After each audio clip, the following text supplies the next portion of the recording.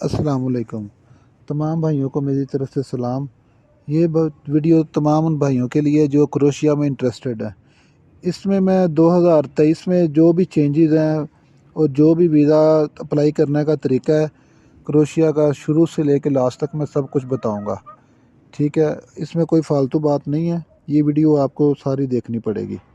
मैं कोशिश करूँगा छोटी से छोटी बनाऊँ।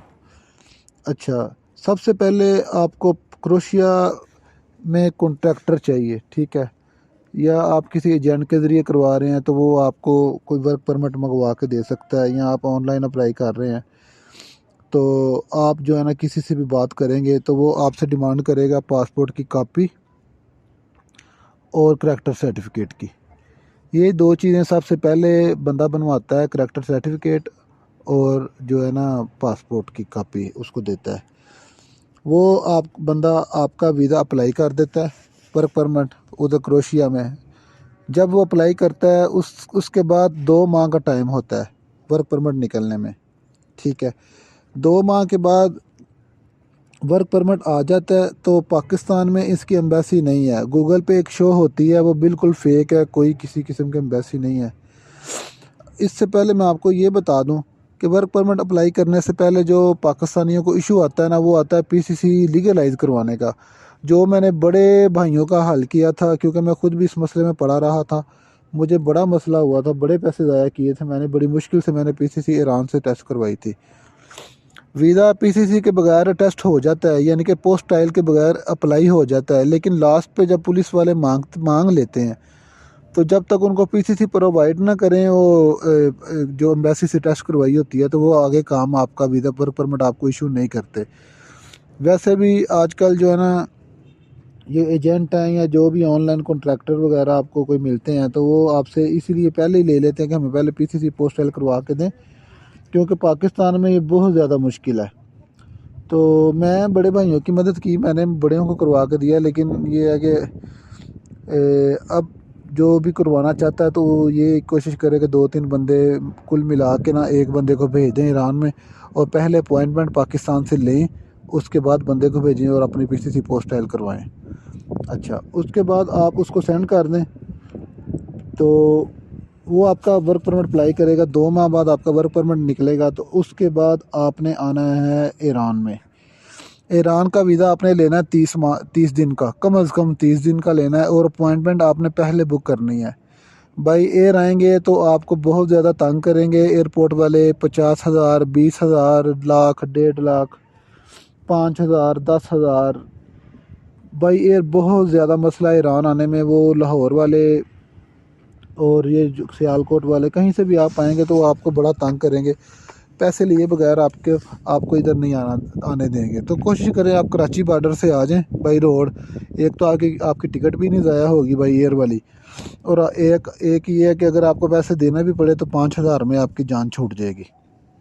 अच्छा, ईरान में आप आ जाते हैं, और आने से पहले मैंने आपको बताया कि आपने अपॉइंटमेंट लेके आना है, क्योंकि यहाँ 30 दिन का वीज़ा आपको मिलना है, और वीज़ा आपका जल्दी ख़त्म हो जाएगा और 21 दिन एम्बेसी लेगी। अगर आप पहले इधर आके बैठ जाएंगे तो आपके पास इतने दिन नहीं बचेंगे। और मेरे पास यहाँ बड़ी मिसालें हैं जिन्होंने बड़ा फिर वो क्या कहते हैं जुर्माना भरा है, जुर्माना, और बड़ी मुश्किलात फिर पेश आती हैं। अच्छा, अपॉइंटमेंट लेके आप आ गए हैं। अब आपको डॉक्यूमेंट्स कौन कौन से चाहिए? ठीक है, सबसे पहले जो कॉन्ट्रैक्ट आपने साइन किया है, अगर आपने साइन नहीं भी किया तो एजेंट वगैरह से करवाया काम तो वो खुद ही साइन कर लेते हैं। कॉन्ट्रैक्ट आपको देंगे, वर्क परमिट आपको देंगे, अकामोडेशन लेटर आपको देंगे। ठीक है, इसको कंफर्मेशन लेटर भी कहते हैं, कोई कुछ कहते हैं, बस ये कहता है कि ये अकामोडेशन, इसके अंदर एड्रेस लिखा होता है।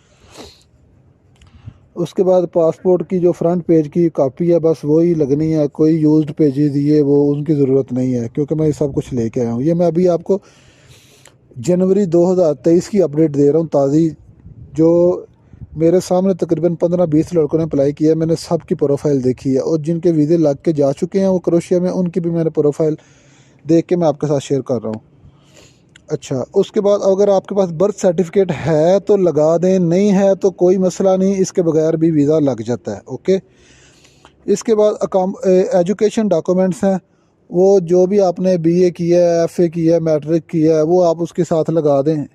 ना भी लगाएंगे तो काम चल जाएगा, लेकिन ये लगा दें तो मेरे हिसाब से ये बेहतर है, एजुकेशन डॉक्यूमेंट्स।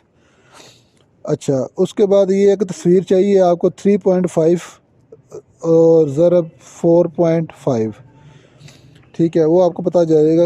ये यानी कि इसमें तकरीबन चेहरा ज़्यादा होता है और आसपास की चीज़ें बहुत कम होती हैं, चेहरा ही ज़्यादा इसमें नज़र आता है तस्वीर में। और 3.5 जो मल्टीप्लाई 4.5 की पिक्चर वो आपको बना देगा दुकान वाला। उसके बाद टिकट आइटनरी होती है कि वो वर्क परमिट आपका देख लेते हैं। जब आपका इशू होता है उसमें तारीख लिखी होती है कि यहाँ से लेकर यहाँ तक ये बंदा काम करेगा, यानी कि जनवरी 2022 से जनवरी 2023 तक ये बंदा काम करेगा।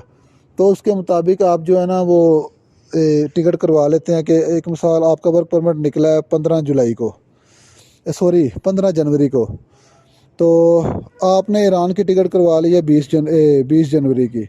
आप ईरान में आ गए, 23 की आपकी अपॉइंटमेंट है, 23 की आपकी अपॉइंटमेंट है। तो आपको ये करना है कि 23 के बाद आप 1 माह का गैप रख के ना वो टिकट ओके कर लें, ठीक है। 23 के बाद 1 माह का गैप रख के, यानी कि 23 फरवरी को मैं जाऊंगा, टिकट मैं अपनी करवा लें और वापस मैं आ जाऊंगा 14 जनवरी को, ठीक है। क्योंकि आपने वो जब आपका वर्क परमिट निकला है उसके एक्सपायर होने से पहले की डेट वापसी की डालनी है, समझ आ गई आपको। उसके बाद जो है ना इंश्योरेंस जो है ना, ट्रैवल इंश्योरेंस, वो 30,000 यूरो वाली भी चल जाती है। तो लेकिन ये जो कुछ लोग कहते हैं कि 1 लाख यूरो की लगाओ, लेकिन आपका वीज़ा अप्लाई हो जाता है, वीज़ा निकल भी आता है, मिल भी जाता है। कहते हैं कि ये जो 1 लाख वाली है ये जाके क्रोशिया में काम आ जाती है, दोबारा आपको इंश्योरेंस नहीं करवानी पड़ती। लेकिन 30,000 की लगाएं, 1 लाख यूरो की लगाएं, दोनों चल जाती हैं। ऑनलाइन फॉर्म जो है ना वो चेंज हो गया, डाउनलोड फॉर्म आपने नहीं लगाना, आपने ऑनलाइन फ्रेश डाउनलोड करके उसको सारा फिल करना है, आराम के साथ तसल्ली के साथ फिल करके। वो एजेंट वगैरह से करवा रहे हैं तो वो आपको खुद ही फिल करके दे देगा। ऑनलाइन फॉर्म आपने सारा फिल करना है। तो उसके बाद वो ऊपर 60 डिजिट लिखे होंगे, क्योंकि शेंजन की तरह का फॉर्म है, वो झंडा बना है शेंजन वाला, वो 12 स्टार वाला। तो फ्रेश फॉर्म आपका हो गया ऑनलाइन, वो सारा आपने फिल कर लेना है। उसके बाद आपके पास एक्सपीरियंस है कोई, अगर आप ड्राइविंग के शोबे में जा रहे हैं तो आप अपना जो ड्राइविंग लाइसेंस वगैरह साथ लगा दें, ठीक है। अगर किसी और शोबे में जा रहे हैं तो कोई एक्सपीरियंस है किसी किस्म का तो आप वो साथ लगा सकते हैं। ये ज़रूरी नहीं है, मस्ट नहीं है, लेकिन चलें लगा लें तो अच्छी बात है। ये सारी मैंने आपको जो है ना डॉक्यूमेंट्स की लिस्ट आपको मैंने पढ़ के सुना दी है, बता दिया है, इससे ज़्यादा कुछ भी नहीं है।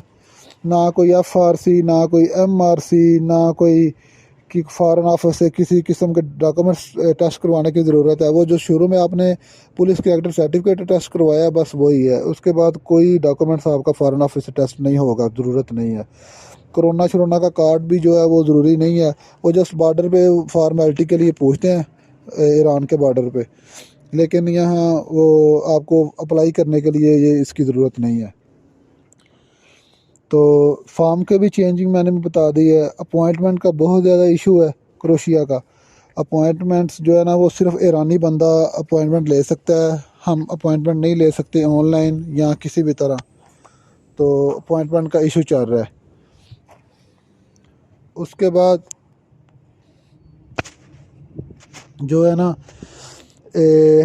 वीज़ा रेशो इसकी बहुत अच्छी जा रही है, अल्हम्दुलिल्लाह बहुत अच्छी वीज़ा रेशो है। आपने इस बारे में परेशान नहीं होना, वीज़ा रेशो बहुत अच्छी है 2023 में। और जल्दी से जल्दी आप जितना हो सके अप्लाई कर लें। मैं अभी तक तो अल्लाह की रहमत से वीज़े लगते ही देख रहा हूँ। मैं भी अभी ईरान में ही हूँ, तो इंशाल्लाह जल्दी से जल्दी वापस आ जाऊँगा। तो मैंने सारी डिटेल बता दी अपने भाइयों को। तो किसी किस्म की और भी कोई मालूमात चाहिए हो तो मैं अपना नंबर जो है ना वो आप मेरी प्रोफाइल से देख सकते हैं। ईरान आने का तरीक़ाकार क्या है, कैसे आना है बाई रोड, वो भी मेरी पिछली वीडियो में ज़िक्र है। तो बाकी और कोई इन्फॉर्मेशन चाहिए तो मुझसे रब्ता कर लीजिए। ओके, शुक्रिया, खुदा हाफिज़।